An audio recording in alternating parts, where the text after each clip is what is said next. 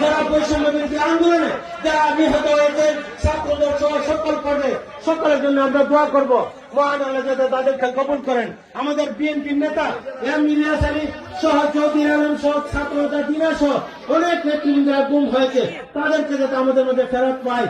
আমাদের প্রিয় নেতা জনাব তারেক রহমান ওনার পরিবার সহ সকলকে নিয়ে যাতে বীরের বেশে বাংলাদেশে আসেন এবং আমাদের প্রিয় ভাই জনাব আরাফাত রহমান কুকু ওনাকে যাতে ঈশ্বরের অত্যাচারে নির্যাতনে বিনা চিকিৎসায় প্রায় বিনা চিকিৎসা মারা গিয়েছেন, উনার রুহের মাগফিরাত সহ সারা মুসলিম উম্মার জন্য আমরা দোয়া করব। ফিলিস্তিনের জন্য দোয়া করব।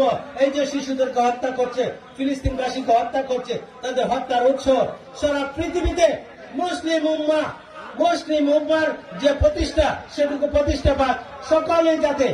সকলেই যাতে অন্যায়ের বিরুদ্ধে রুখে দাঁড়ায়। আমাদের হিন্দু ভাই সহ আমাদের সকল পর্যায়ের ভাই সহ আমরা বিএনপির বন্ধুরা সহ আমরা আজকের ইফতার মাহফিলে এসেছি। আমরা সকলের জন্য আমরা দোয়া করব।